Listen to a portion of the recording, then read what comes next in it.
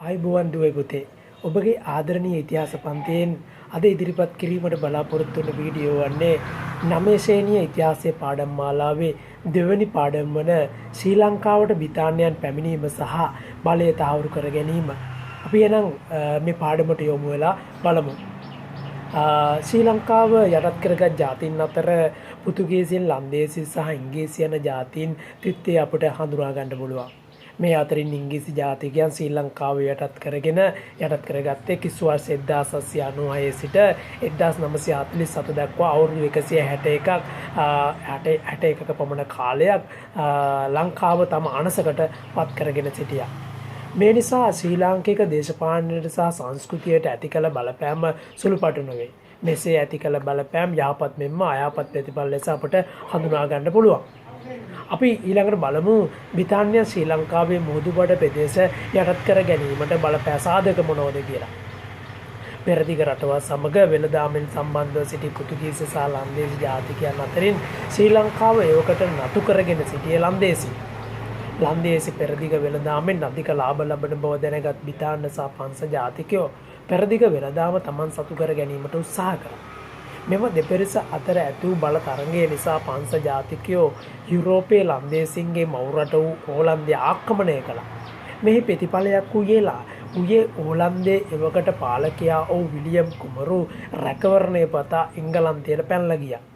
William කුමරුට රැකවරණය සැලසූ ඉංග්‍රීසින් ලංකාවේ සිටින ලන්දේසි ආණ්ඩුකාරවරයා අමතා ලංකාවේ සියලුම ලන්දේසි බලකොටුවල පාලනය ඉංග්‍රීසීන්ට පවරා දෙන ලෙස ඉල්ලා ලිපියක් ලබා ගත්තා.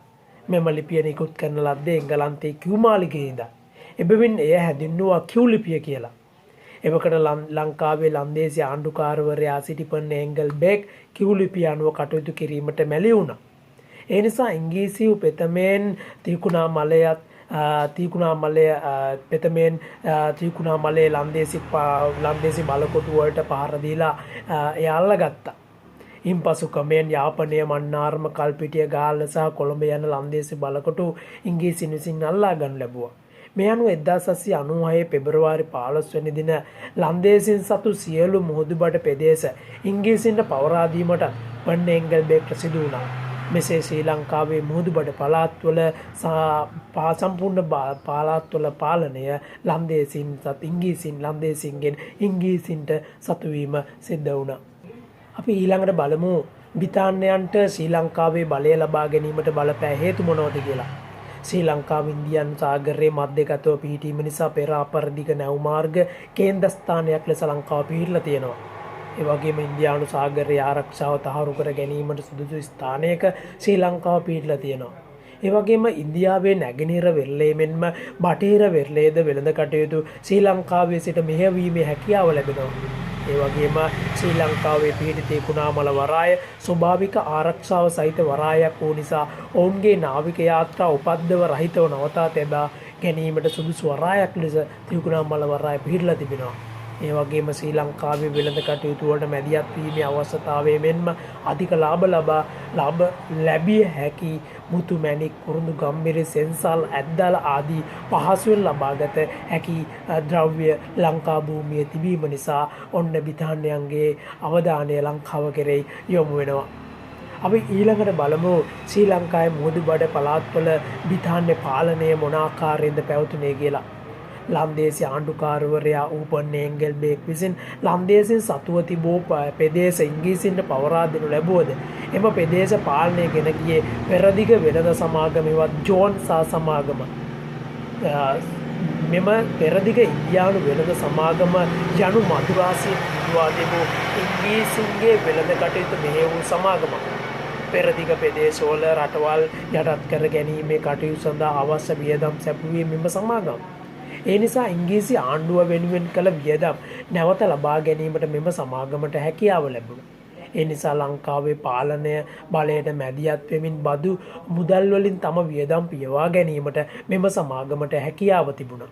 මේ නිසා පෙරදිග ඉන්දිය වෙළඳ සමාගමත් ඉංග්‍රීසි ආණ්ඩුවත් එක් වී කරන ලද පාලන ක්‍රමයක් මෙකල ලංකාවේ දක්නට ලැබුණා.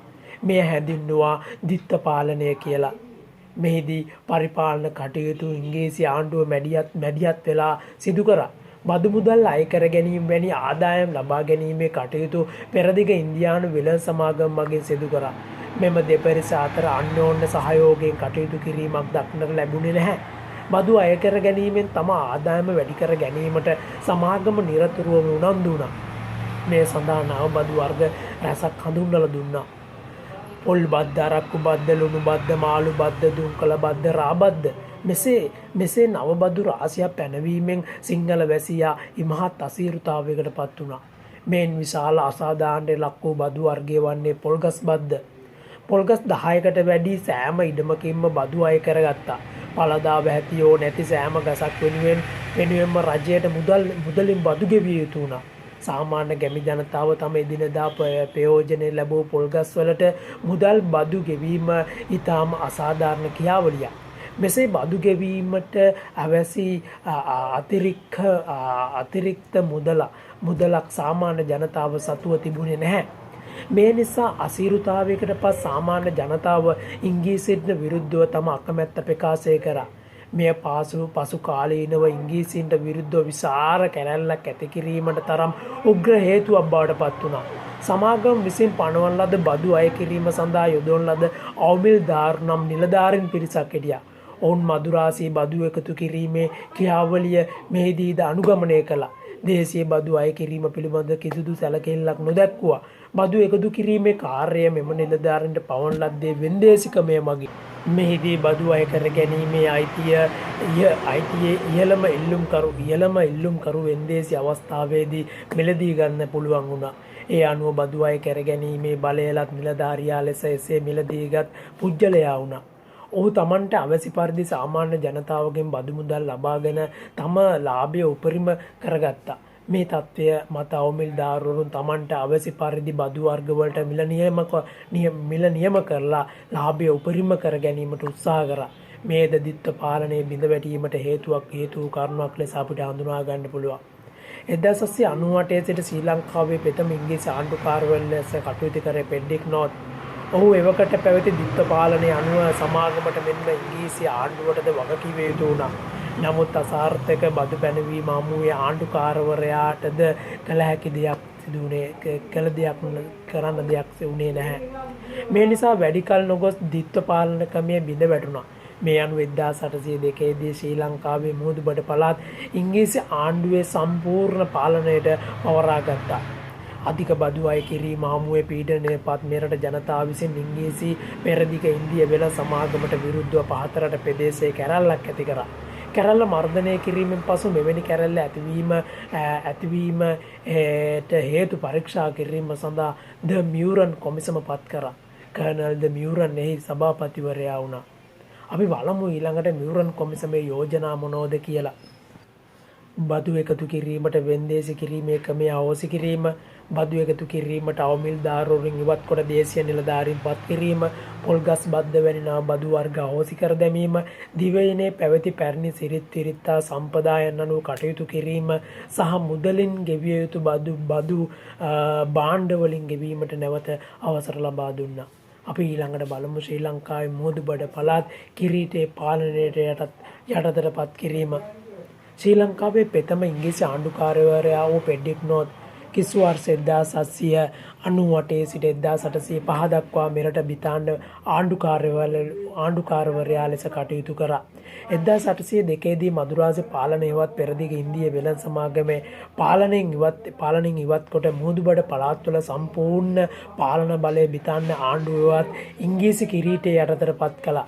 අතර නෝත් ආණ්ඩුකාරවරයා තවදුරටත් එම පාලන ධූරයේ කටයුතු කරගෙන ගියා. අපි ඊළඟට බලමු පෙඩ්ඩික් නෝත් ආණ්ඩුකාරවරයා පිළිබඳ. ශ්‍රී ලංකාවේ ප්‍රථම බ්‍රිතාන්‍ය ආණ්ඩුකාරවරයා ලෙස කිසු වර්ෂ 1798 සිට 1805 දක්වා පෙඩ්ඩික් නෝත් මේ ලංකාවේ පාලන කටයුතු කරා.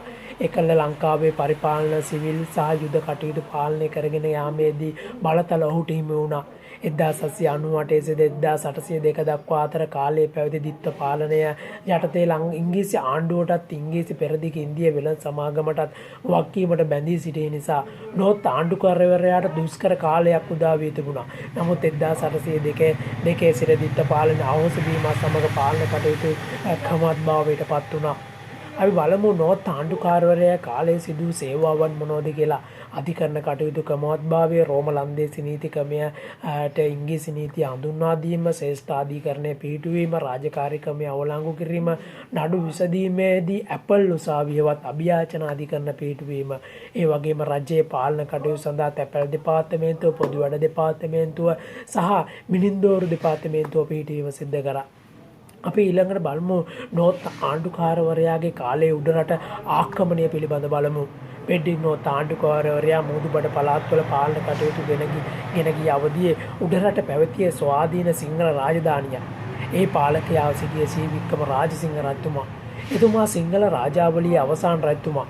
උඩරට රජතුමා සහ සිංහල රදළවරුන් අතර පැවති අසමගිතාවය නිසා නොත් ආණ්ඩුකාරවරයාට සිංහල රදළවරුන් සමග සමීප සබඳතා පවත්වා ගැනීමට හැකියාවක් ලැබුණා. ශ්‍රී වික්‍රම රාජසිංහ රජුට විරුද්ධව කටයුතු කළ පිළිමතලාවේ අධිකාරම් මෙසේ ඉංග්‍රීසීන්ට පක්ෂපාතීව කටයුතු කළාය. උඩරට වෙළදාමේ ගිය මුස්ලිම් වෙළඳුන් පිරිසකට හිරිහැර කිරීම නිසා නොත් ආණ්ඩුකාරවරයා උඩරටට විරුද්ධව ආක්‍රමණයක් එල්ල කළා. කොළඹ සිට මැක්ඩොවෙල් සෙනවි සහ තියකුණාමලවේ සිට බාබට් සෙනවි යටතේ හමුදා සේනාංක දෙකක් උඩරටට යවුවා. නමුත් ශ්‍රී වික්‍රම රාජසිංහ රජු සහ මානුවර වාසීන් අකුරන් කෙතට පසුබැස සැඟවුණා. ඉන්පසු මුත්තුසාමි නම් කුමාරයෙකු ඉංග්‍රීසීන් විසින් රජකමට පත් කරුවා. නමුත් සේනා සංවිධානය කොට ඉංග්‍රීසි හමුදා පරාජය කොට මුත්තුසාමි කුඹුරුද ඝාතනය කොට පෙඩ්ඩික් නොත්ගේ පළමුවැනි උඩරට ආක්‍රමණය මුළුමලින්ම ව්‍යාප්ත කර ගැනීමට සිංහලයන්ට හැකි වුණා. අපි බලමු ඊළඟට ආපු ආණ්ඩුකාරවරයා කවුද කියලා. තෝමස් මෙල්ලන් ආණ්ඩුකාරවරයා. පෙඩ්ඩික් නොත්ගෙන් පසු මෙරට ආණ්ඩුකාරවරයා ලෙස පත්වාවේ තෝමස් මෙල්ලන් 1805 සිට 1812 දක්වා කාලය තුළ සර් තෝමස් මෙල්ලන් ආණ්ඩුකාර ධූරයේ කටයුතු කළා. උඩරට සම්බන්ධයෙන් සාමකාමී ප්‍රතිපත්තියක් අනුගමනය කර රටපුරා සංචාරය කර ශ්‍රී ලාංකිකයන් පිළිබඳ පුළුල් අවබෝධයක් ලබා ගැනීමට මේ තෝමස් ආණ්ඩුකාරවරයාට හැකියාව ලැබුණා.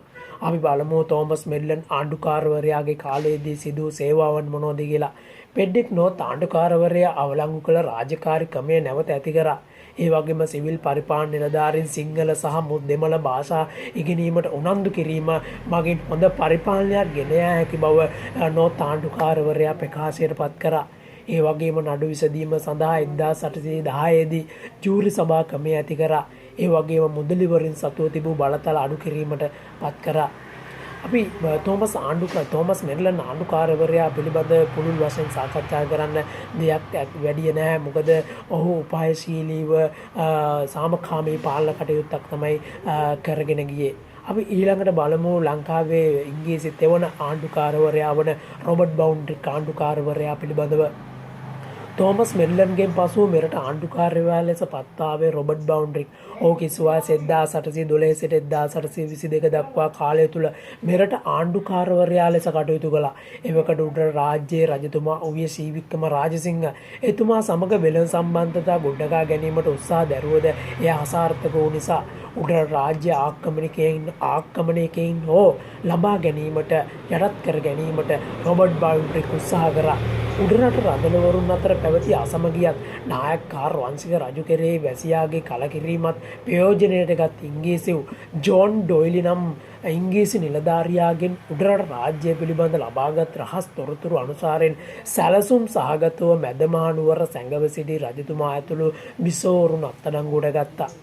අපි තාපුළුල් වශයෙන් බලමු කිසිවර්ෂ 1815 උඩරට රාජ්‍ය අත්පත් කර ගැනීම පිළිබඳව. තෙවන ආණ්ඩුකාරවරයා ලෙස පත්වා රොබර්ට් බවුන්ඩ්‍රික් උඩරට සමග සහයෝගයෙන් කටයුතු කිරීමට උත්සාහ දැරුවද එය අසාර්ථක වුණා. බ්‍රිතාන්‍යයන් මෙරට බලය ලබා ගැනීමේ එක් අභිප්‍රායක් වුණේ වෙළදාමෙන් උපරිම ලාභයක් ලැබීම. ඒ නිසා උඩරට ශ්‍රී වික්‍රම රාජසිංහ රජු සමග වෙළඳ ගිවිසුමකට බැඳීමට බවුන්ඩ්‍රික් ආණ්ඩුකාරවරයා උත්සාහ දැරුවා. ඒත් එය අසාර්ථක ප්‍රයත්නයක් වුණා. ඒ නිසා ආක්‍රමණයකින් උඩරට අත්පත් කර ගැනීම රොබර්ට් බවුන්ඩ්‍රික් ආණ්ඩුකාරවරයාගේ අභිලාෂය වුණා. ජෝන් ඩොයිලි නම් ඉංග්‍රීසි ජාතිකයා සිංහල භාෂාව අදාරා උඩරට පිළිබඳ සියලු දැන සිටි තැනැත්තෙක්. මොහුගේ මාර්ගයෙන් උඩරට ප්‍රධානී සහ ශ්‍රී වික්‍රම රාජසිංහ රජු අතර පැවති පක්ෂපාදිත්වයත් එන්ම විරසක තත්ත්වයක්ද රජුගේ දුර්වලතාවයන්ද පිළිබඳ මනා අවබෝධයක් ලබා ගැනීමකට එවකට සිටි ආණ්ඩුකාරවරයාට හැකියාව ලැබුණා. මෙහි ප්‍රතිඵලයක් ලෙස උඩරට යුද ශක්තිය රජුගේ රහසිගත ලැබුම් ස්ථාන මෙන්ම උඩරට පැවති මාර්ග පිළිබඳ තොරතුරු රැසක් බවුන්ඩරි ආණ්ඩුකාරවරයාට දැන ගැනීමට හැකියාව ලැබුණා. උඩරට රජු සහ සිංහල ප්‍රධානීන් අතර පැන නැගුණු විරසක භාවය දිනෙන් දින වර්ධනය වීම රජුට ඉතා අවාසි සහගත තත්ත්වයක් වුණා. කන්නසාමි නමින් හැඳින්වූ සීවික්‍රම රාජසිංහ රජුට පෙර රාජ්‍ය උරුමය ලබා සිටි මුත්තුසාමි නම් කුමාරයෙකි. නමුත් උඩරට බලවත් රදලයෙකු පිළිමතලාවේ අධිකාරම් විසින් මුත්තුසාමි කුමරුට රාජ්‍ය බලය ලබා නොදී කන්නසාමි කුමරු ශ්‍රීවික්‍රම රාජසිංහ ලෙස අභිෂේක කෙරෙව්වා. මෙහිදී මොහුගේ අභිප්‍රාය වුණේ රජතුමා රූකඩ පාලකයෝ ලෙස තබාගෙන පාලන කටයුතු තමන් විසින් මෙහෙවීම. එසේ වුවද රජතුමා පිළිම තලව්වගේ අදහස් වලට පිටුපා තමන්ට අවැසි පරිදි කටයුතු කරා.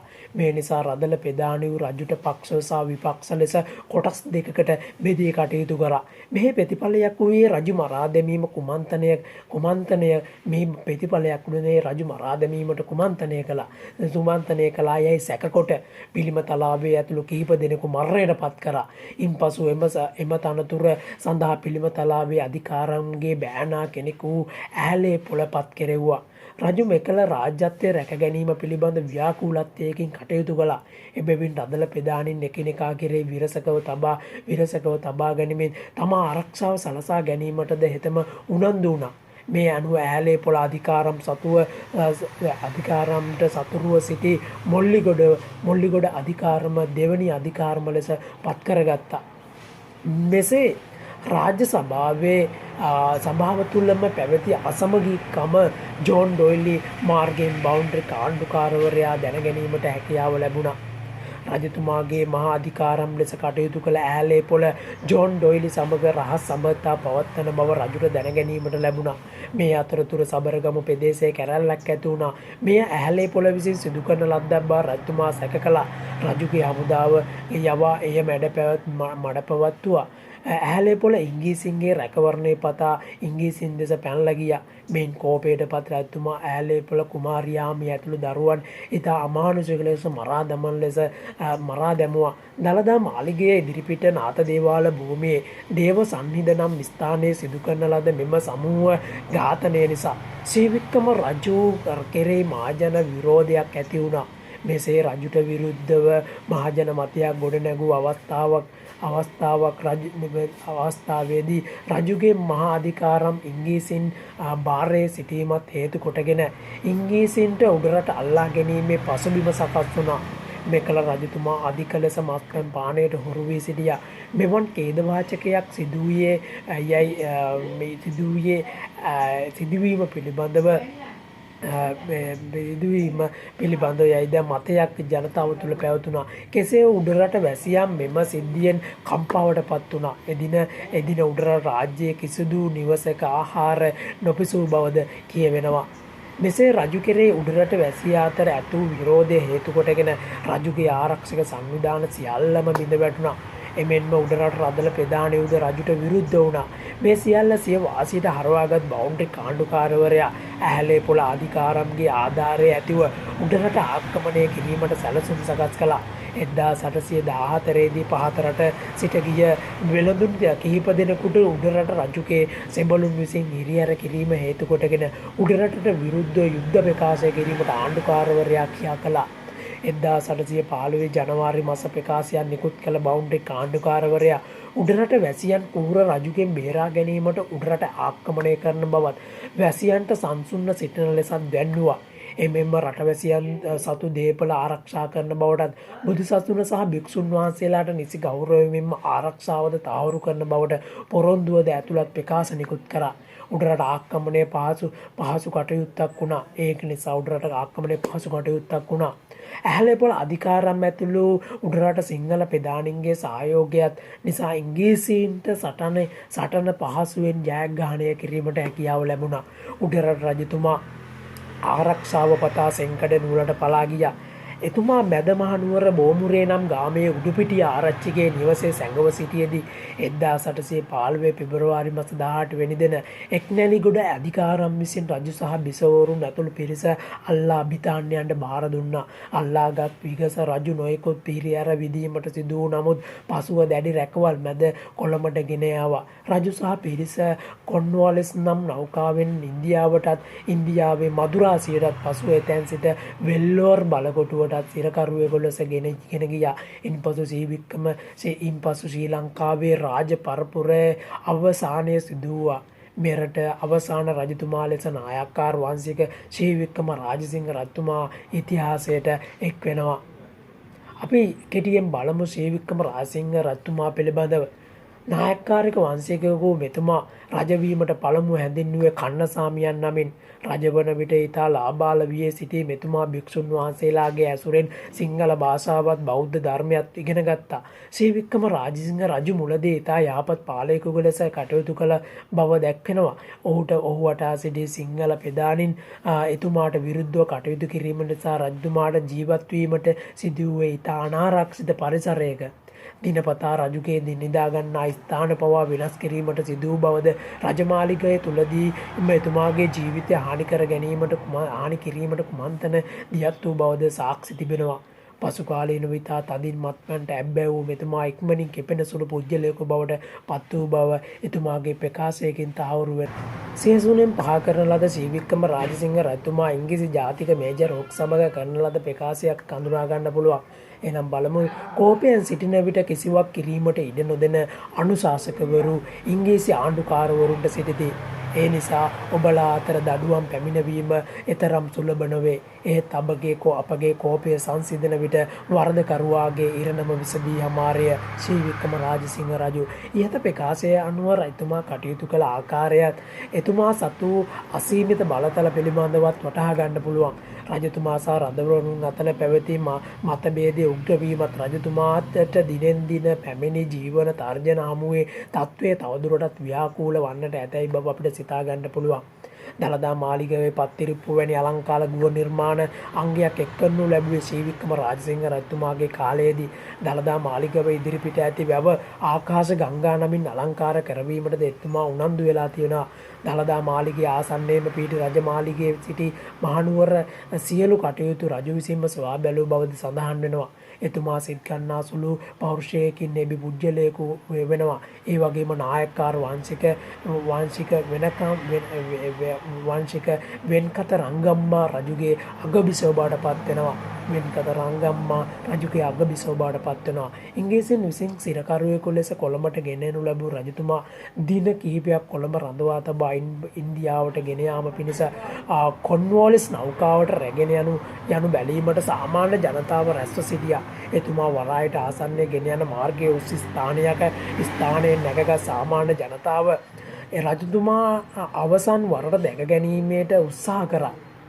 එය දුටු රජතුමා සියලු වැසියන් එම උස් ස්ථානවලින් ඉවත් කරන ලෙසත් සිංහල රජුගේ ඉසට ඉහළින් කිසිදු වැසියෙකු සිටීම රජ කෙනෙකුට සුදුසු නොවන බවත් පවසා සිටියා.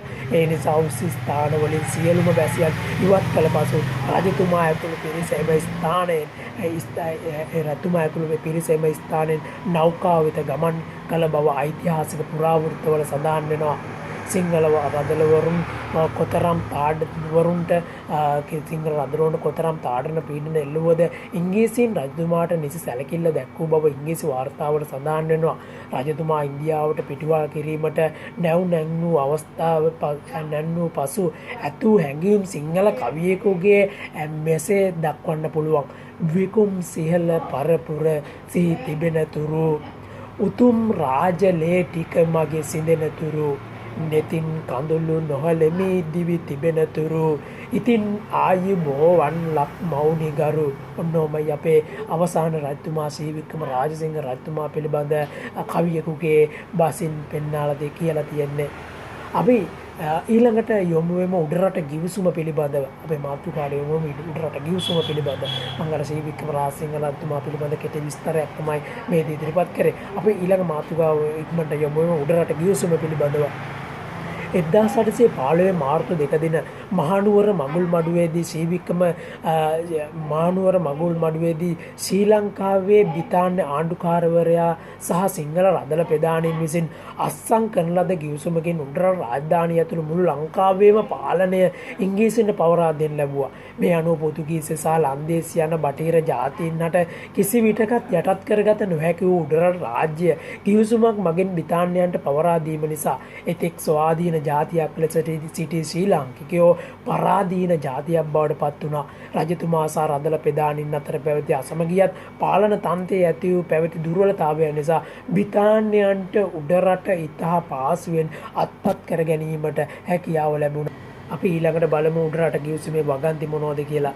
උඩරට රජුගේ සැහැසිකම් නිසා ඔහු උඩරට සියසුනින් පහ කෙරෙන බව, ඔහුගේ රාජ්‍ය උරුමයන් සම්පූර්ණයෙන් අහෝසි කරන බව, ඊළඟ එක බ්‍රිතාන්‍ය රජතුමා උඩරට රජු ලෙස පිළිගන්නා බව, ඊළඟ එක උඩරට රදළයන්ගේ නිලතල සහ බලතල ආරක්ෂා කරන බව, ඊළඟ එක උඩරට සිරිත් විරිත් ආරක්ෂා කරන බව, ඊළඟ එක කූර දඩුවම්කම ඉවත් කරන බව, ඊළඟ එක සියලු වැසියන්ගේ වරප්‍රසාද ආරක්ෂා කරන බව, ඒ වගේම බුද්ධ ශාසනයේ දේවාල සම්බන්ධ පුද පූජා කටයුතු නඩත්තු කිරීම සහ ඒවායේ ආරක්ෂාව සහතික කර පවත්වාගෙන යන බව.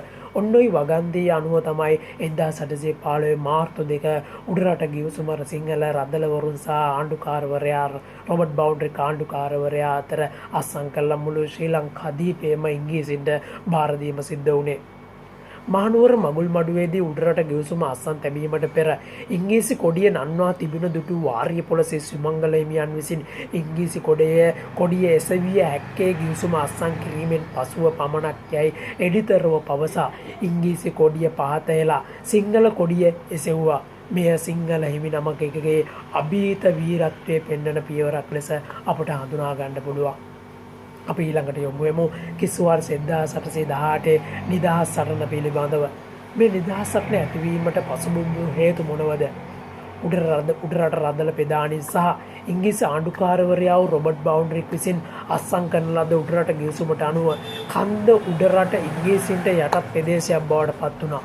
නමුත් ඉංග්‍රීසින්ගේ ගිවිසුමට අනුව උඩරට දේශීය නිලධාරීන්ගේ නිලතල මෙන්ම අයිතිවාසිකම් වරප්‍රසාදිතා බලතල ආරක්ෂා වන බවටත් චිරාගත සම්ප්‍රදායන කූලව පාලනය ගෙන යන බවටත් දුන්න පොරොන්දු ඉටුවන ලකුණු දක්නට ලැබුණේ නැහැ.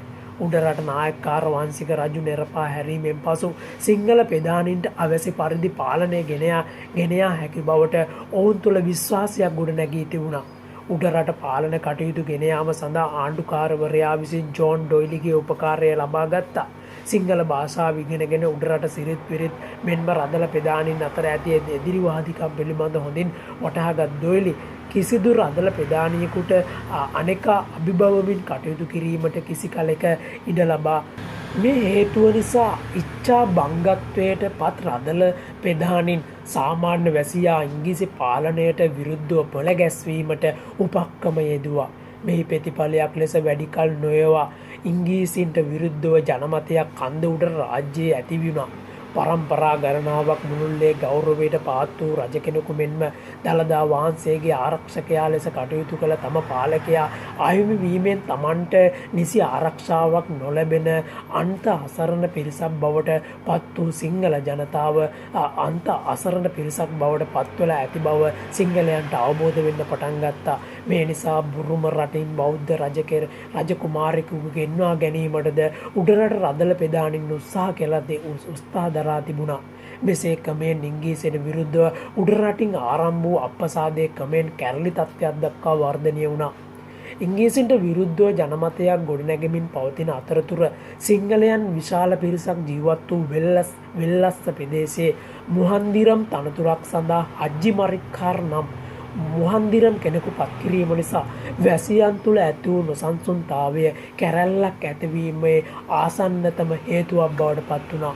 මේ අතරතුර කීර්තිසිරි රාජසිංහ රජුගේ ඥාතියෙකු වූ බව කියාගත් දොරේසාමි නම් තැනැත්තෙක් උඩරට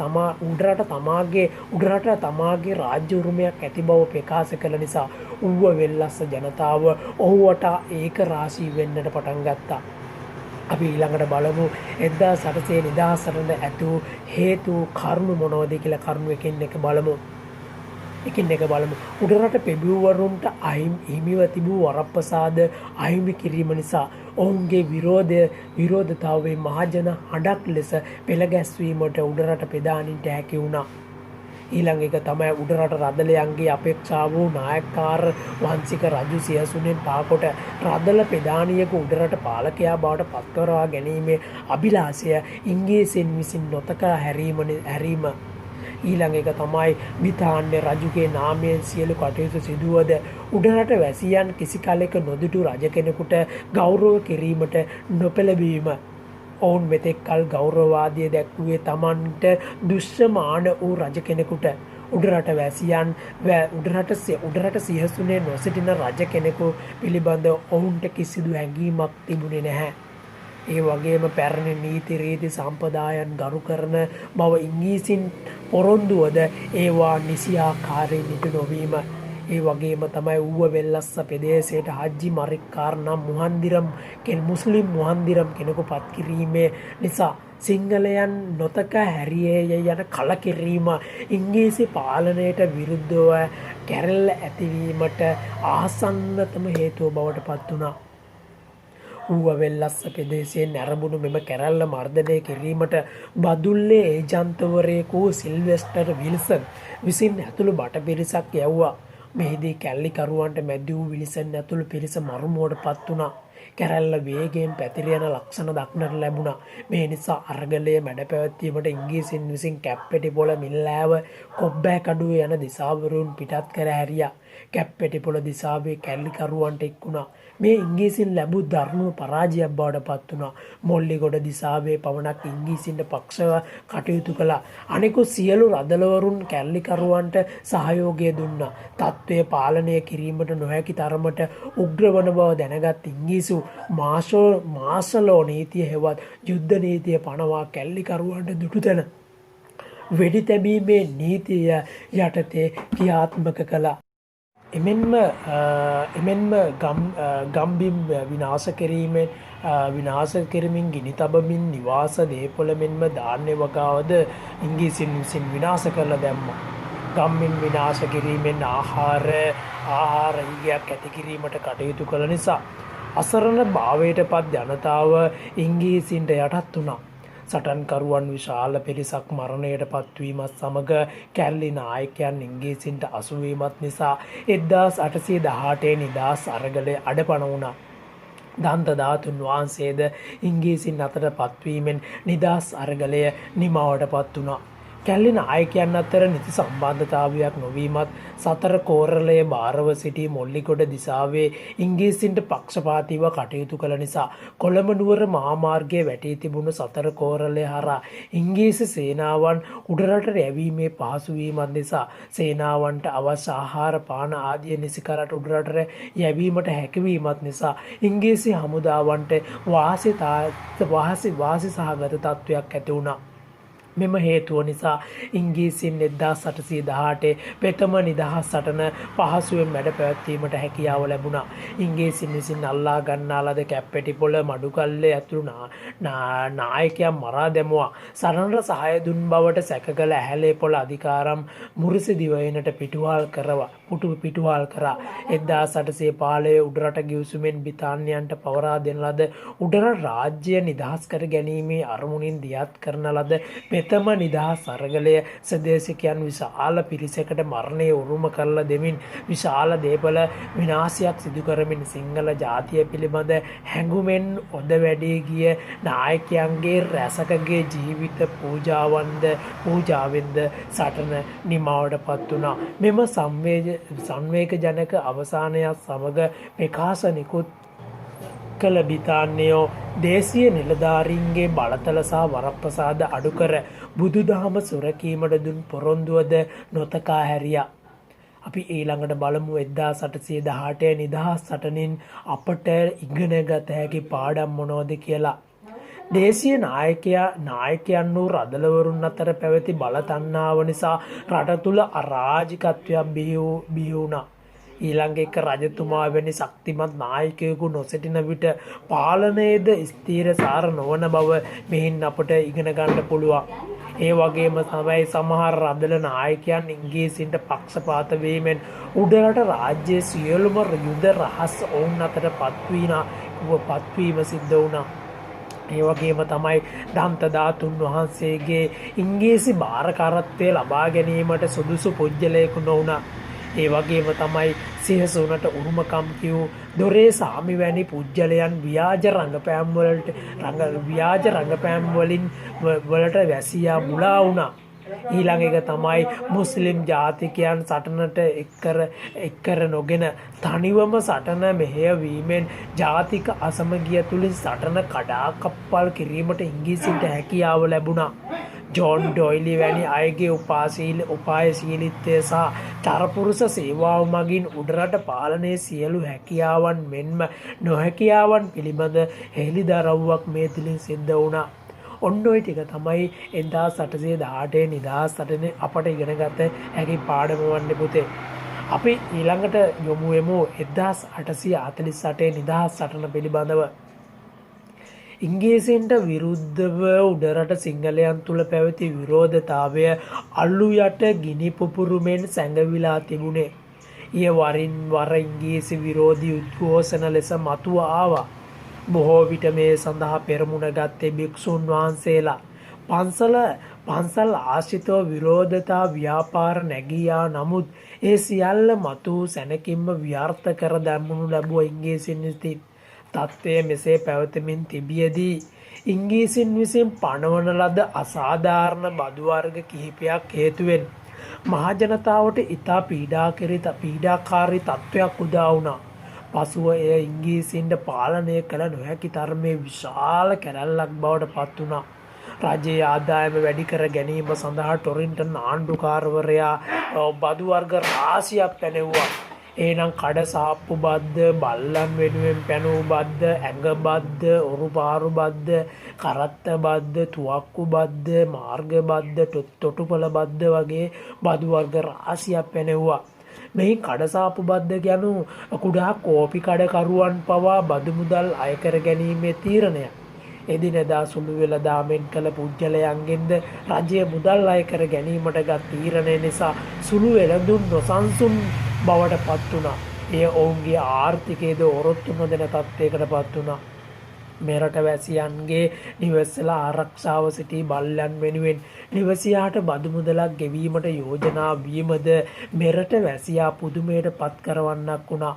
ගම්බද නිවෙස්වල ඇති කරන ලද මොවුන්ට ආහාර පාන දීමක් මිස වෙනත් රැකවරණයක් නොවුණා. නිවසියෝ ඔවුන් ගැන තරම් තැකීමක් නොකළා.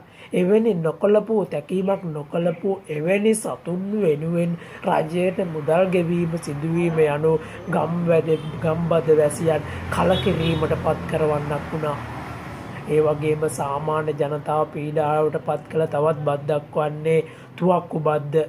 දුර බෑර පළාත්වල සිට කච්චේරියට පැමිණීමත් ඉංග්‍රීසියෙන් සකසා තිබූ අයදුම්පත් පිරවීමට මුදල් ගෙවා තව කෙනෙකුගේ සහාය ලබා ගැනීමට සිදුවීමත් නිසා තුවක්කුවේ වටිනාකමට වඩා වැඩි මුදලක් නිකරුණේ වියදම් කිරීමට මේ නිසා ගැමි ජනතාවට සිදු වුණා.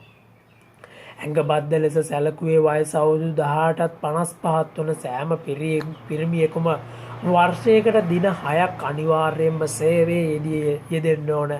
එනම් පාරවල් කැපීම, මාර්ග අලුත් වැඩියා කටයුතු ආදී නිරත වීමට සිදු වෙනවා. මෙම කටයුතු වල නිරත නොවී නම් රජයට බදු මුදලක් ගෙවා එයින් නිදහස් වෙන්න ඕන. භික්ෂූන් වහන්සේලාටද මෙම බද්ද ගෙවීමට සිදුවීම නිසා රට වැසියාගේ සිත් කම්පා කරවන සිද්ධියක් බවට පත් වුණා. මෙම ඇඟබද්ද පැනවීම තම ආත්ම ගරුත්වයට කළ නිග්‍රහයක් ලෙස දේශීය ජනතාව සැලකුවා. 1833 දී රාජකාරිකමය වහල් මෙහෙයක් ලෙස සලකා අවලංගු කිරීමෙන් පසු මෙවැනි ඇඟබද්දක් පැනවීමත් එය භික්ෂුන් වහන්සේලා ආරම්භයාද ක්‍රියාත්මක වීමත් නිසා ජනතාව නොසන්සුන් වුණා. ඉංග්‍රීසි පාලනය අසතුටට පත්ව සිටි ජනතාව කෝප කරවන්නක් බවට මේවා පත් වුණා. ඉංග්‍රීසින්ට විරුද්ධව දෙවන නිදහස් සටන මතුවී ආවේ තවත් එක් හේතුවක් වන්නේ මුඩුබිම් පනත. මේ මුඩුබිම් පනත නිසා පාරම්පරික ඉඩකඩම් අහිමි වූ උඩරට වැසියන්ගේ හඬක් ලෙසින් මේ සටන ඉදිරියට ආවා. මුඩුබිම් පනත කියන්නේ අයිතිය තහවුරු කිරීමට අදාළ ලියකිවිලි නොමැති වගා නොකරන ලද ඉඩම් සියල්ල රජය සතු කිරීමේ නීතියක්. වගා නොකරන ලද සියල්ල ඉඩම් රජය සතු කිරීමේ නීතියක්.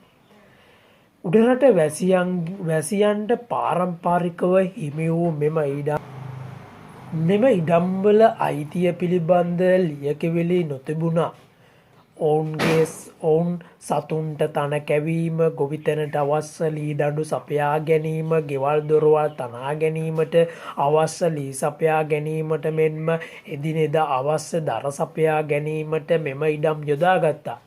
මෙවැනි ඉඩම් විශාල ප්‍රමාණයක් රජය විසින් පවරාගෙන ඒවා අක්කරයක් සිලිම් 5ක් වැනි, ඒ කියන්නේ රුපියල් 2.50ක් වැනි සුළු මුදලකට වතු කම්කරුවන්ට විකුණලා දැම්මා.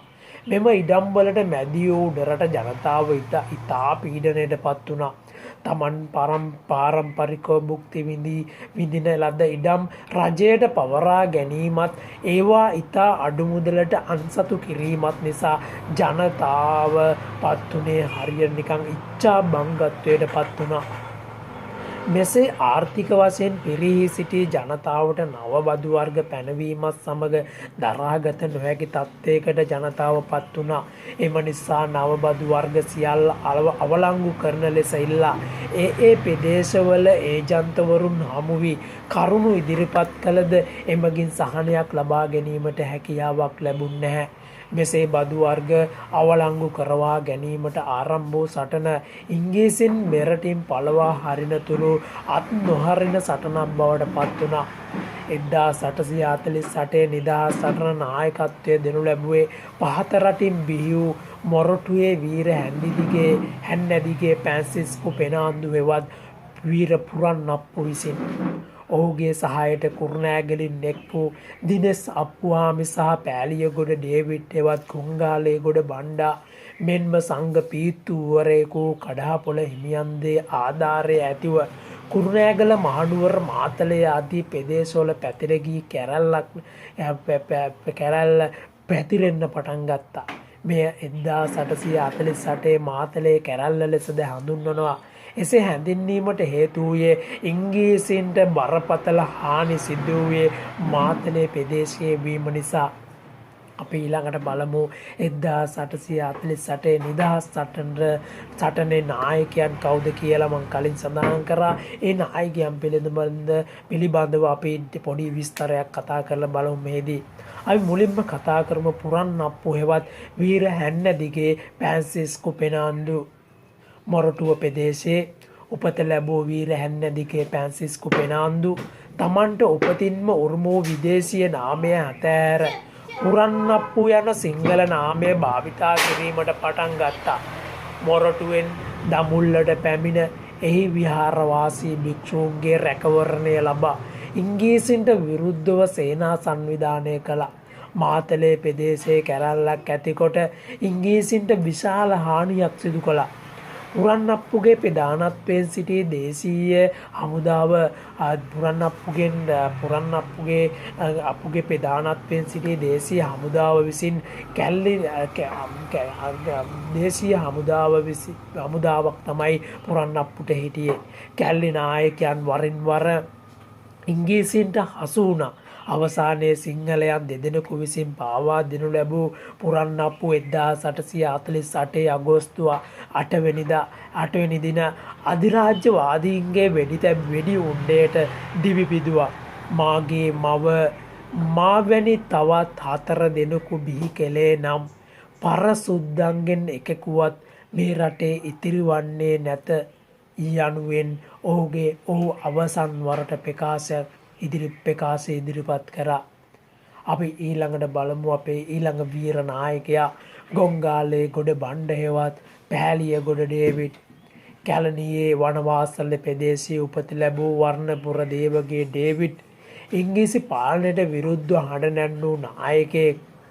උඩරට ප්‍රදේශයේ උඩුනුවර ගාමයේ තරුණියක විවාහ කරගත් පසු ගොංගාලේගොඩ බණ්ඩා නමින් ප්‍රසිද්ධ වුණා. සිංහල නායකයන්ගේ සහ ජනතාවගේ සහභාගිත්වයෙන් සිංහල රජු වශයෙන් දඹුලු විහාරවාසී ගිරානේ ගාමේ ඉන්දජෝති හිමියන්ගේ ප්‍රධානත්වයෙන් ඔටුනු පළඳ පැළැන්දෙව්වා. ඉන්පසුව උඩරට රාජ්‍ය ලබා ගැනීමේ අරමුණෙන් පුරන්නප්පු සමග එක්ව මාතලේ කැරැල්ල දියත් කරා. ඔහුගේ ව්‍යායාමයට ඩිංගිරි රාල දිනෙස් අප්පු මෙන්ම කඩාපොළ හිමියන්ද සහාය දැක්වුවා. මාතලේ මැක්ඩොවෙල් කොටුවට පාරදී එය අල්ලාගත් අතර මාතලේ කච්චේරිය ඇතුළු රජයේ ගොඩනැගිලිද විනාශ කර බ්‍රිතාන්‍ය විරෝධී භාවය පෙන්නුම් කරා. ඔවුන් මර්ධනය කිරීම සඳහා මාස්ලෝ හෙවත් යුද නීතිය පැනෙව්වා. මාසල්ලෝ යුද නීතිය පැනෙව්වා. ගොංගාලය ගොඩ බණ්ඩ අල්ලා දෙනෙකුට පවුම් 150ක තෑග්ගක් දෙන බවට ප්‍රසිද්ධ කරා. ඉංග්‍රීසියෙන් විසින් ප්‍රසිද්ධ කරා. ඇල්කඩුව ප්‍රදේශයේ සැඟව සිටි ගොංගාලේ ගොඩ බණ්ඩා මැලේ ජාතික හමුදා භටයන් විසින් අත්අඩංගුවට අරගත්තා. බ්‍රිතාන්‍ය රජයට විරුද්ධව කැරලි මෙහෙයවීමේ චෝදනාව යටතේ නඩු පවරා ඔහුට මරණීය දණ්ඩනය නියම වුණා. කෙසේ වෙතත් ඔහුට එල්ල කරන ලද සියලු චෝදනාවලට වරද පිළිගත්ත නිසා ඔහු ඉදිරිපත් කරන ලද ඇපෑල අනුව මලක්කාවට පිටුවහල් කරා. එහිදී ඇති වූ අසනීප තත්ත්වයක් මත 1849 දෙසැම්බර් මාස ඔහු ජීවිතයෙන් සමුගත්තා. අපි ඊළඟට බලමු කඩාපොළ හිමි පිළිබඳව. 1848 නිදහස් සටනේ නායකයන්ට උපදේශකත්වය සහ රැකවරණය සැලසූ බව මෙම හිමියන්ට එල්ල වූ චෝදනාව ගොංගාලේ ගොඩ බණ්ඩා රාජ්‍යත්වයට පත් වූ පසු සටනේ පෙරමුණේ කඩාපොළ හිමිද සිටි බවට ඉංග්‍රීසි ආණ්ඩුවට තොරතුරු ලැබී තිබුණා.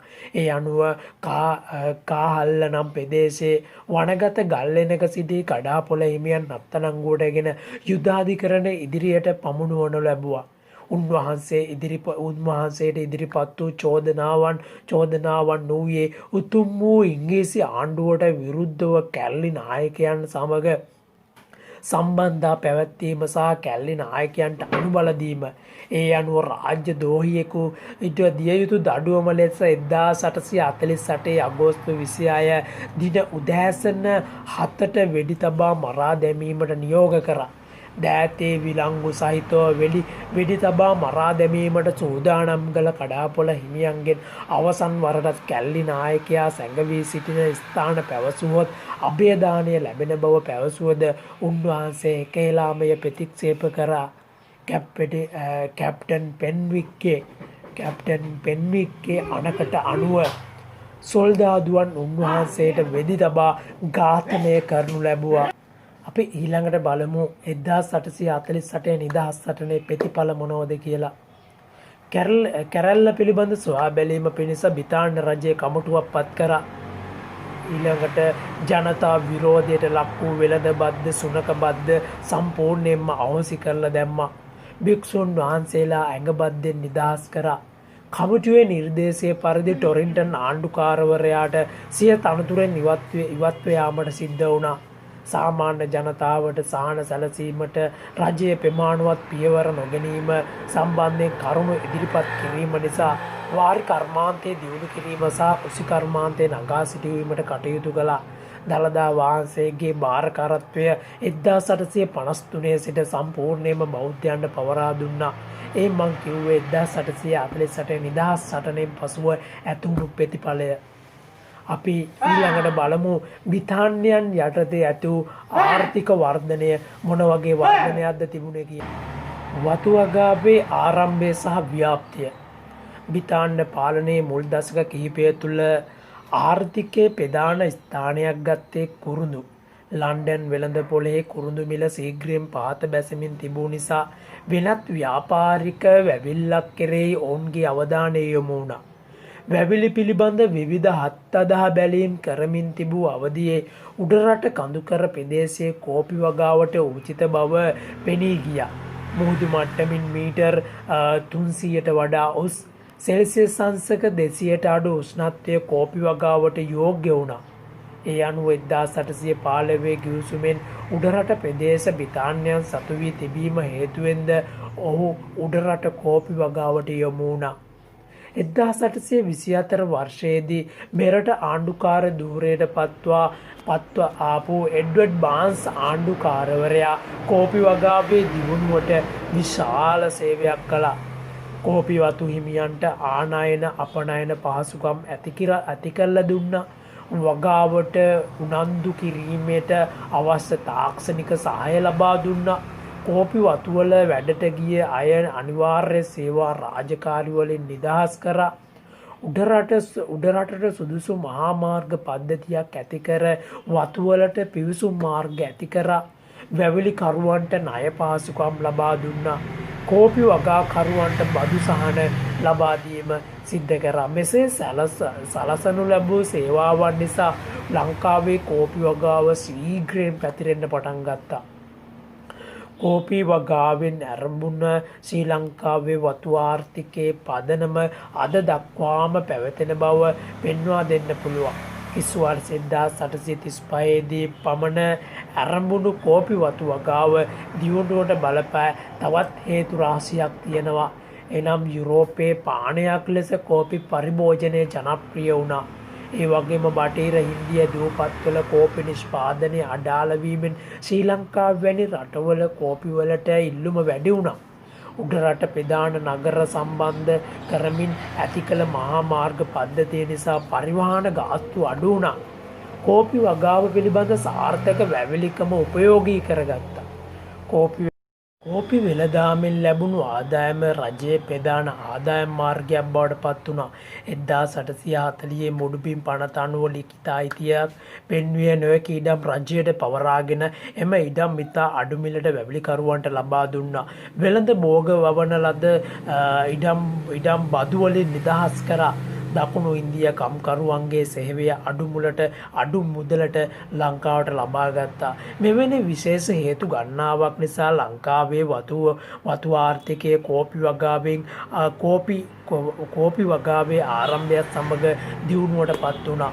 යුරෝපයේ කෝපි පරිභෝජනය ඉහළ යාමත් අලුතින් ඉඩම් යොදාගෙන වගාව ව්‍යාප්ත කිරීමට වැවිලි කරුවන් තවත් උනන්දු වුණා. මෙසේ අපනයන ආර්ථිකයේ වැදගත් තැනක් ගත් කෝපි වගාවට දුර්භාග්‍ය කාලයක් උදාවීම පටන් ගත්තේ උදා වුණේ කිසි වර්ෂ 1868 දී වැළඳුණු කෝපි කොළ දිලීර රෝගය නිසා විනාශ වෙන්න පටන් ගත්තා. එමගින් රජයට ලැබුණු ආදායම විශාල වශයෙන් අඩු වුණා. කෝපි වගාව පිරිහමින් පවතින විට බෙහෙත් සෑදීමට සඳහා යොදාගත් අමුද්‍රව්‍යයක් ලෙස සින්කෝනා වගාව තරමක් දුරට ව්‍යාප්ත වුණා. නමුත් එයට ඇති ඉල්ලුම අධික නොවූ නිසා ශීඝ්‍ර වර්ධනයක් ඇති වුණේ නැහැ. ඉන්පසු මාතලේ සහ දුම්බර මිටියාවතවල කොකෝවා වගාව ඇති කිරීමට උත්සාහ කළා. එම වගාවටද කොමි රෝගයක් ඇතිවීම නිසා එය සාර්ථක වුණේ නැහැ. වෙනත් වගාවන් රැසක් සඳහා අත්අදා බැලීම් කරමින් සිටි ඉංග්‍රීසීන්ට උඩරට ප්‍රදේශයේ තේ වගාව සඳහා උචිත බව පෙනී ගියා. 1867 දී ජේම්ස් ටේලර් විසින් ප්‍රථම තේවත්ත ලුල් කඳුර වතුයායේදී ආරම්භ කරා. එය උඩරට කඳුකරේ පුරා පැතිරී ගිය වගාවක් බවට පත් වුණා. කඳුකරේ පිහිටි භූගෝලීය පරිසරයේද තේ වගාවට යෝග්‍ය වුණා. කෝපි වගා කළ නොහැකි උස්බිම් පවා තේ වගාවට යොදා ගැනීමට හැකි වුණා. මෙකල එංගලන්ත වෙළඳපොලේ තේ සඳහා ඇති ඉල්ලුම අධික වීමෙන් 1890 වන විට ලංකාවට වැඩි ආදායමක් ලැබුණේ තේ අපනයනය කිරීමෙන්. මෙසේ ක්‍රමයෙන් පැතිරී ගිය තේ වගාව සාර්ථක වැවිල්ලක් ලෙස අද දක්වාම ලංකාවේ ආර්ථිකය පෝෂණය කරනු ලබනවා. අපි ඊළඟට බලමු තේ වගාව නිසා ඇති වූ නව ප්‍රවණතාවයන් මොනවද කියලා. ශ්‍රී ලංකාවේ ආර්ථිකයේ ප්‍රමුඛ ස්ථානයක් ගත් වැවිල්ලක් ලෙස මෙය දියුණු වුණා. ඒ වගේම තමයි ස්ථීර ශ්‍රමික පිරිසක් අවශ්‍ය වීම නිසා දකුණු ඉන්දිය කම්කරුවන් මෙරට පදිංචි වීමද අද ඔවුන් ශ්‍රී ලංකාව දේශපාලන කටයුතු වලට පවා බලපෑම් කළ හැකි පිරිසක් බවට පත් වෙලා තියෙනවා. ඒ වගේම තමයි කුඩා තේ වතු එක්කොට විශාල සමාගම් බවට පත් වෙලා තියෙන රන් පවුම් තේ වතු සමාගම් ඇතිවීම මෙහිදී සිදු වුණා. වතු වගාවට අවශ්‍ය පෙවහන පාසුකම් සැලසීමට ප්‍රධාන නගර හා ඒකාබද්ධ වන මහා මාර්ග පද්ධතියක් සහ දුම්රිය මාර්ග පද්ධතියක් බිහි වුණා. තේ නිර්යාත සඳහා වරාය පහසුකම් දියුණු වුණා. එකල ලෝකතේ ඉල්ලුමින් 25%ක් ලංකාවෙන් තමයි සපයලා දුන්නේ. 1925 ලංකා තේ පර්යේෂණ ආයතනය පිහිටෙව්වා. ලංකාවේ බැංකු ව්‍යාපාරය ආරම්භ වුණා. තැපැල් සහ විදුලි පණිවිඩ සේවය ආරම්භ වීම සහ දියුණු වීම සිද්ධ වුණා. පැරණි උඩරට ගතානුගතික සමාජය බිඳ වැටුණා. ඒ වගේම තමයි පරිභෝගික කෘෂිකාර්මික රටාව බිඳ වැටි වතු කෘෂිකාර්මයට යොමු වෙමින් ස්වයංපෝෂිත බව ගිලී යාම නිසා ආනයන අපනයන ආර්ථික ක්‍රමයකට රට හැඩ ගැසුණා. උඩරට ප්‍රදේශයේ ස්වභාවික කැලෑ බොහොමයක් එලි කරා. ශ්‍රී ලාංකික ජන සමාජයේ ඉඩම් හිමි වැවිලිකරුවන් නමින් මධ්‍යම පන්තියක් බිහි වෙන්න පටන් ගත්තා. වතුකරුවන්ට අවශ්‍ය කාර්මික සේවා කොන්තාත් කටයුතු ආදී සේවාන් සැපීමේ ව්‍යාපාරික පන්තියක් බිහි වුණා. ශ්‍රී ලාංකික සමාජයට නූතන ලෝකයට පිවිසීමේ දොරගුළු වතු වගා ක්‍රමය නිසා විවෘත වෙන්න පටන් ගත්තා. අපි ඊළඟට කෙටියෙන් බලමු රබර් වගාව. රබර් වගාවද ශ්‍රී ලංකාවේ ව්‍යාපාරික භෝග වගාවේ වාණිජ භෝගයක් බවට පත් වූ ඇවිල්ලක්. කිසිවර්ෂ 1877 දී පමණ රබර් වගාව මෙරට හඳුන්වා දුන් ලැබුණා. කිසිවර්ෂ 1890 වන විට වාණිජ භෝගයක් ලෙස බවට මේක දියුණු වුණා. එයට හේතු වූයේ යුරෝපයේ ඇති වූ මෝටර් රථ කර්මාන්තය සඳහා රබර් සඳහා වූ ඉල්ලුම වැඩි වුණා. මෙරට රබර් වගාව ප්‍රථමයෙන්ම ආරම්භ වූයේ කළුතර දිස්ත්‍රික්කයේ. පසුව කෑගැල්ල, කොළඹ, මාතල, රත්නපුරේ, ගාල්ල වැනි දිස්ත්‍රික්වල ශීඝ්‍රයෙන් පැතිරෙන්න පටන් ගත්තා. ඒ වගේම තමයි කඳු බෑවුම් සහිත ප්‍රදේශවලට යෝග්‍ය වැවිල්ලක් නිසා පහතරට කඳු බෑවුම් සහිත ප්‍රදේශවල ප්‍රධාන වැවිල්ලක් බවට රබර් පත් වුණා.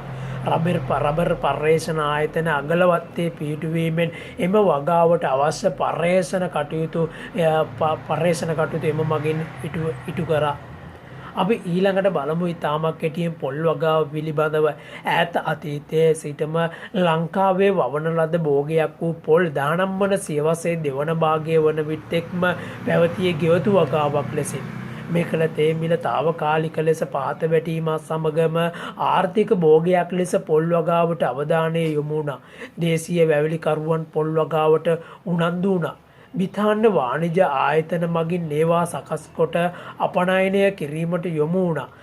ශ්‍රී ලංකාවේ බස්නාහිර දකුණ සහ මධ්‍යම දකුණ සහ වයඹ පළාත්වල පොල්වතු ක්‍රමයෙන් දියුණු වුණා. පොල් වගාවේ ව්‍යාප්තිය සමග කොළඹ මාතර, කොළඹ හලාවත, කොළඹ කුරුණෑගල දක්වා දුම්රිය මාර්ග සේවාවක් ආරම්භ වුණා. 1910 වන විට ශ්‍රී ලංකාවේ මුළු අපනයන වලින් 25%ක් පමණ පොල් වගාවෙන් ලැබුණා. ලෝක වෙළඳ පොළට සැපයුණු කොප්පරා පොල්, කොප්පරා කපාපු පොල් සහ පොල් කැඳි නිසා මෙකල පොල් වගාව වැදගත් භාවයට පත් වුණා. 1920 ගණන්වල පිලිපීනයේ පොල් වෙළඳ පොළට ඇතුළු වීමට පෙර කපාපු පොල් අපනයනය අතින් මුල් තැන ගත්තේ ලංකාව. ලුණුවිල පොල් පර්යේෂණාගාරයක් පිහිටුවා වගාව දියුණු කිරීමට කටයුතු සැලැස්සුවා. ඊළඟට අපි බලමු ඉංග්‍රීසින් විසින් දේශීය කෘෂිකර්මාන්තය නගා සිටුවීමට මොනවද කළේ කියලා. පාරම්පරික කෘෂිකාර්මය යටතේ වැදගත් වූයේ වී වගාව.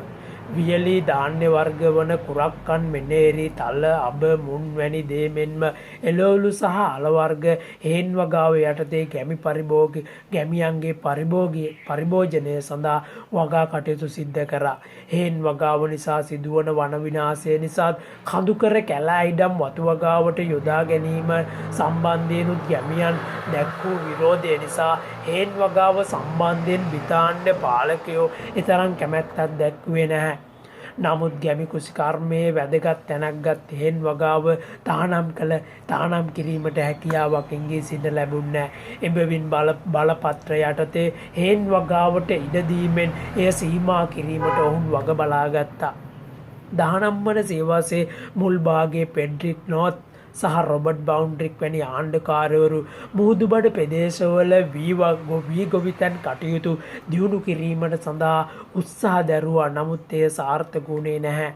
කුඹුරුවල පළදාවෙන් කොටසක් බදු වශයෙන් අය කිරීමේ ක්‍රමයක් පැරණි රජදරුවන්ගේ දවස සිට මෙහි පැවතුණා. බ්‍රිතාන්‍යයන්ද එම ක්‍රමය දිගටම පවත්වාගෙන ගියා. එය හඳුන්වන ලද්දේ ධාන්‍ය බද්ද කියලා. පසුව මෙය 1892 දී අවලංගු කරනු ලැබුවා.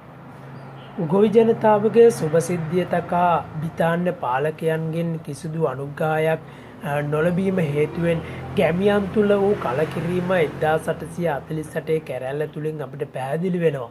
රජරට කෘෂිකර්මය සම්පූර්ණයෙන්ම පායේ බිඳ වැටී තිබුණු කාලේ කුඩා වැව් ආසිතව ජීවත් වූ ජනතාවද මැලේරියාව වැනි වසංගත රෝගවලින් පීඩා විඳින්නට පත් වුණා. වීලි කලාපයේ වාරි මාර්ග ප්‍රතිසංස්කරණය සඳහා ක්‍රියාත්මක වූයේ හෙන්රි වෝට් ආණ්ඩුකාරවරයා. ඒ 1855 1860 කාලයේදී රජයේ තාක්ෂණික සහ මූල්‍ය ආධාර යටතේ ගැමියන්ගේ සමයෙන් ගාමිය වැව් ප්‍රතිසංස්කරණය කළා. එය සාර්ථක ක්‍රමයක් බවට පත් වුණා. ඔහු විසින් නැගෙනහිර පළාතේ ඉරක්කාම සහ අම්පාර වැවද දකුණු පළාතේ කිරම වැව සහ ඌරු බොක්ක වැවද ප්‍රතිසංස්කරණය කළා. මේ වගේම මාතලේ සහ ඌව පළාතේ කුඩා වැව් සහ වාරි මාර්ග රසක් ප්‍රතිසංස්කරණය කළා. වෝට් ආණ්ඩුකාරවරයා ආණ්ඩුකාරතුමා විසින් ආරම්භ කරන අද වාරි මාර්ග ප්‍රතිසංස්කරණය පසුව පැමිණි ආණ්ඩුකාරවරුන්ද ඉදිරියට ගෙන ගියා. හර්කියුලිස් රොබින්සන් 1865 1872 ආණ්ඩුකාරවරයා කුඩා වැව් ප්‍රතිසංස්කරණය සඳහා වියදම එම වැව් වලින් වගා කළ කුඹුරු ඉඩම් වලින් අවුරුදු 10ක් ජල බද්දක් ලෙස ලබා ගැනීමෙන් නවකමයක් ක්‍රියාත්මක කරා. පැරණි රජරට වාරි මාර්ග ප්‍රතිසංස්කරණය පිළිබඳ උනන්දු අත්දැක්වූ විලියම් ගෙගරි 1872 සිට 1877 ආණ්ඩුකාරවරයාට විශේෂ තැනක් හිමි වුණා. ගම්සභා ක්‍රමය ප්‍රයෝජනයට ගෙන වාරි මාර්ග කමිටු පිහිටුවා. ගාමියේ වාරි මාර්ග සහ කෘෂිකාර්මික කටයුතු දියුණු කිරීමට ගෙගරි පියවර ගත්තා. මේ අනුව වැව් බැම්ම සකස් කිරීම සහ වැවේ නඩත්තු කටයුතු ගැමියන් විසින් කරගත යුතු කරගන්න සිද්ධ වුණා. වැවේ සොරවුව සහ වාන සහ රජයේ වියදමින් ඉදිකර දෙනු ලැබුවා. බසවක් කුලම් වැව කන්තලේ වැව ගල්ගමුව වැව වැනි විශාල වැව් ගෙගරි ආණ්ඩුකාරවරයාගේ කාර්යය ප්‍රතිසංස්කරණය කෙරුවා. ඒ වගේම ගැමියන්ට තනිව පිළිසකර කරගත නොහැකි වැව් රජයේ ප්‍රසිද්ධ වඩ දෙපාර්තමේන්තුවේ සහ ඉංජිනේරුවන් ලවා රජයේ මැදිහත් වීමෙන් ප්‍රතිසංස්කරණය කරලා දුන්නා. ඒ වගේම ආතර් ගෝඩන් 1883 1890 කාලයේදී කලාවැවේ සිට අනුරාධපුරයට ජලය ගෙන ගිය ජයගංග හෙවත් යෝධයාල ප්‍රතිසංස්කරණය කරා. ඌව සහ සබරගමුව පළාත්වල කුඩා වාරි මාර්ග රැසක්ද ප්‍රතිසංස්කරණය කරනු ලැබුවා. අපි ඊළඟට බලමු බ්‍රිතාන්‍ය සමයේ වැදගත් වූ වාරි මාර්ග කටයුතු මම කලින් ප්‍රකාශ කරා. ඒ යටතේ ඉදිරිපත් කර මොනවද දෙපාර්තමේන්තු කියලා 1900 දී වාරි මාර්ග දෙපාර්තමේන්තුව පිහිටෙව්වා. ඒ වගේම 1912 දී කෘෂිකර්ම දෙපාර්තමේන්තුව පිහිටවීම සිද්ධ කරා. මෙසේ පාරම්පරික කෘෂිකර්මාන්තයේ නගා සිටුවීම සඳහා විවිධ ආණ්ඩුකාරවරු උත්සාහ ගත්ත. නමුත් ඔවුන්ගේ වැඩි අවධානය යොමු වූයේ වතු වගා ව්‍යාප්ත කිරීමට. මෙම පාරම්පරික ගැමි කෘෂිකර්මාන්තය සහ වතු ආර්ථිකය ලෙස ද්විත්ව ආර්ථික ක්‍රමයන් මෙරට ඇති වී තිබුණු අතර සම්පත් භාවිතය සහ තාක්ෂණය අතර මෙම දෙයන්සය කෙරෙහි සම්බන්ධයක් වුණේ නැහැ. වතු ආර්ථිකය විදේශ වෙළඳපොළට අවශ්‍ය දෑ නිපදුන අතර ගැමි ආර්ථිකය දේශීය අවශ්‍යතා සඳහා අවශ්‍ය දේ නිපදුවා. වතු වගාව සඳහා ගෙන්නූ ඉන්දිය කම්කරුවන්ට අඩු මිලට සහල් ඉන්දියාවෙන් ගෙන්වා බෙදා දීම නිසා දේශීය සහල් නිෂ්පාදනයට දුර්භාග්‍ය සම්පන්න කාලයක් උදා වුණා. මෙය ක්‍රමයෙන් වර්ධනය වෙමින් නිර්යාත ආර්ථික රටාවට ලංකාව හුරු වෙන්න පටන් දුවේ පුතේ 9 ශ්‍රේණියේ දෙවෙනි පාඩම තමයි මම මෙතෙක් වෙලා මේ ඉදිරිපත් කරේ. බිතාන්‍යයන් ලංකාවට පැමිණීම සහ ඔවුන් බලය තහවුරු කර ගැනීම පිළිබඳව ඒ යටතේ ඔවුන් ලංකාවට පැමිණීම ඊට පස්සේ ඔවුන් කොහොමද බලය තහවුරු කරගත්තේ ඊට පස්සේ 1818 කැරැල්ල 1848 කැරැල්ල ඒ වගේම බ්‍රිතාන්‍යයන් යටතේ රටේ ආර්ථිකය මොන වගේ ආර්ථිකයක්ද පැවතුනේ කියලා දුවට පුතාට අවශ්‍ය කරන්නා වූ විශේෂ කරුණු ඉතාමත් කෙටියෙන් මම මේ වීඩියෝ එකේදී ඉදිරිපත් කරා. ඉතින් මෙහි දක්වලා තිබෙන සිතියම් රූපරාමු සහ මගේ දේශනයන් සොඳින් සවන් දීලා දීම තුළින් ඔබට ඉතාමත් පුළුල් අවබෝධයක් පාඩම් පිළිබඳව හොඳ දැනීමක් ලබා ගැනීමේ හැකියාව ලැබෙන බව මම මේදී විශ්වාස කරනු ලබනවා. ඒක නිසා අද මම මේ වීඩියෝ එකෙන් සමුගන්නවා නැවතත් 9 වසර 9 ශ්‍රේණියේ තුන්වෙනි පාඩමේ හමුවීමේ තුන්වෙනි පාඩමෙන් හමුවීමේ බලාපොරොත්තුවෙන්